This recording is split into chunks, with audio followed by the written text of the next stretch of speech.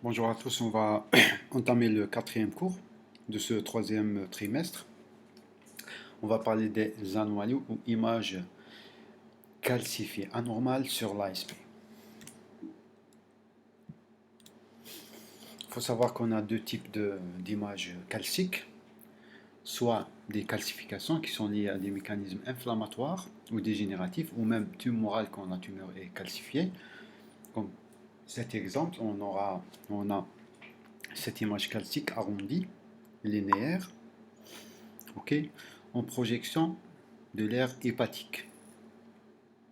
Ce malade a un kyste hépatique calcifié de stade 5 de Garbi. Ça, c'est les calcifications. Comme on peut avoir des calculs et lithiases. On va parler tout d'abord des calcifications de l'arbre urinaire. Les lithiases rénales, ils sont souvent denses et spontanément visibles sur l'ASP dans 90% des cas. En position postérieure et à projection rénale. Pourquoi postérieure? Parce que les reins, c'est des organes en position postérieure qui siègent au niveau de rétro-péritoine. Ces lithiases dessinent parfois une partie des cavités pilocalicielles, on les appelle des lithiases coralliformes.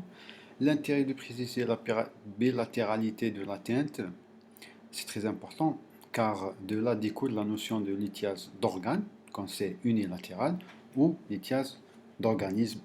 Et ça, c'est une maladie plus dangereuse et ça va changer la conduite à tenir. Ici, on a deux exemples avec cette image dense, calcique, en projection de l'aire rénale, qui va dessiner les cavités calicielles et le pyélon. Et on appelle ça une lithiase coralliforme.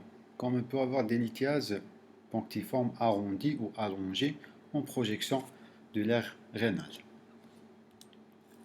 Les lithiases urétérales, il faut savoir que les urétères, ils sont composés de trois portions. Une portion initiale ou proximale, juste après la jonction urétéro-pyélique ou pyélo-urétérale. Une portion lombaire en projection des vertèbres lombaires. Une portion distale ou pelvienne, préterminale. Ces lithiases sont souvent allongées et orientées selon l'axe de l'urétère. En cas de colique néphritique et l'absence de visualisation d'un éventuel calcul sur l'ASP de face, on doit faire des incidences complémentaires obliques, à savoir des postérieures homolatérales qui vont dissocier un calcul lombaire d'une apophyse transverse,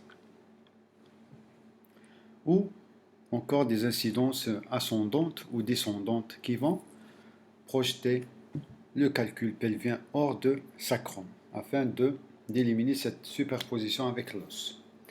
Les lithiases vésicales, en général, c'est des gros calculs denses, stratifiés, pelviennes médianes. Pourquoi ils sont médianes? Parce qu'ils sont à l'intérieur de la vessie et la vessie, elle est en position médiane au niveau du pelvis. Ici, on a une lithiase urétérale. On voit bien son aspect allongé. Ici, on a une petite superposition avec l'apophyse. Du coup, on peut faire une incidence postérieure homolatérale. Là, c'est une macrolithiase vésicale à projection pelvienne médiane, aspect stratifié avec des contours denses, un anneau hypodense et un centre hyperdense. Ça, c'est une image typique d'une macrolithiase vésicale. Les calcifications de l'arbre urinaire, on peut avoir des calcifications du parenchyme rénal, surtout en cas de tuberculose, et on aura un rein appelé mastique, un rein mastique. Soit des tumeurs comme la tumeur de Wilms qui calcifie, qui est fréquemment calcifiée, ou en cas de néphrocalcinose. Comme ici, cette image d'un rein droit, dense, à contour bosselé. Et ça, c'est l'image typique d'un rein mastique d'une tuberculose d'autant plus qu'on aura des calcifications contralatérales qui va confronter le diagnostic de tuberculose. Les calcifications vésicales, on aura des calcifications pariétales plus souvent ou surtout en cas de bilharziose, comme ici cette vessie qui est ratatinée vide à parois calcifiées. Ici, on peut se prononcer facilement à 100% et dire que c'est une bilharziose urogénitale. Les calcifications surrénaliennes, ils sont difficilement vus à l'ASP parce qu'ils sont fines, souvent bilatérales et de position sus-rénale. Les lithiases des voies biliaires, ils sont radio-opaques dans 15% des cas, alors pas souvent vus à l'ASP, c'est surtout l'échographie qui va voir facilement les lithiases à l'intérieur des vésicules biliaires. Ils sont de siège antérieur parce que le foie il est antérieur et sous-hépatique parce que la vésicule biliaire elle est plaquée contre la paroi inférieure du foie.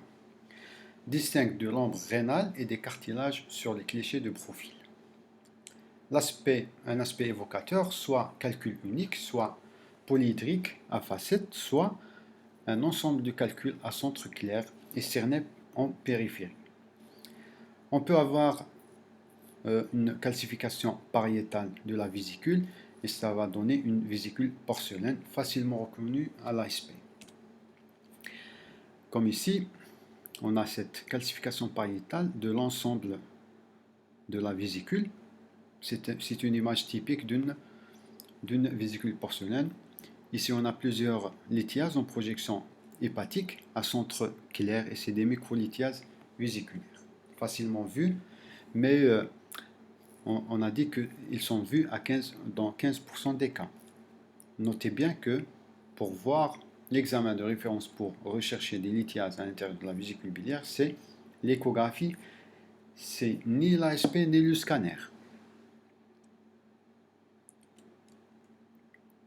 Le coprolite, le plus souvent uni, qui a projection iliaque parce qu'il est à l'intérieur de l'appendice, rond ou ovalaire, stratifié, de 0,5 cm de grande taxe généralement.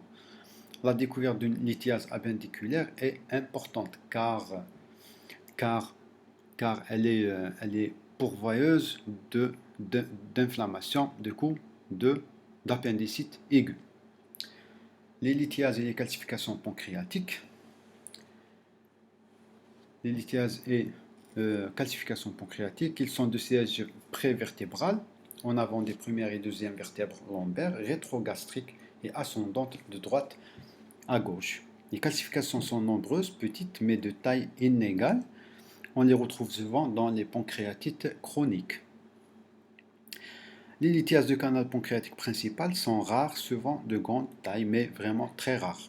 Très très rares. Comme ici, ces calcifications punctiformes millimétriques de projection avec en L1 et L2, ok, et de bas en haut qui suit le parenchyme pancréatique. Ce patient présentait une pancréatite chronique. Ici, on a un aspect de face, il est centré sur le bassin d'un enfant de 12 ans qui a présenté une symptomatologie clinique d'une appendicite aiguë. Ici, on retrouve le coprolite en projection de la fosse iliaque droite. Les calcifications prostatiques sous-vésicales, parce que la prostate est sous la vessie, derrière la symphyse pubienne et le plus souvent multiples. En cas d'hypertrophie prostatique, ces calcifications sont projetées vers le haut et vers le bas. Alors, parce qu'on a une prostate qui est augmentée de volume et les calcifications vont suivre ce volume prostatique. Les anévrismes, surtout artériels, surtout de l'aorte, calcifiés en cas de maladie athéromateuse. On aura des calcifications linéaires et étendues des parois artérielles qui dessinent leur contour fusiforme, le contour fusiforme d'un anévrisme. L'anévrisme, par définition, c'est une dilatation localisée ou diffuse d'une artère. ok, d'une artère ou d'une veine, mais plus souvent une artère et le plus souvent de l'aorte. Adénopathie calcifiée, les calcifications granulaires et multiformes, on peut avoir des formes, c'est pas vraiment punctiforme, mobile en cas d'adénopathie mésentérique ou fixe en cas d'adénopathie rétropéritonéale.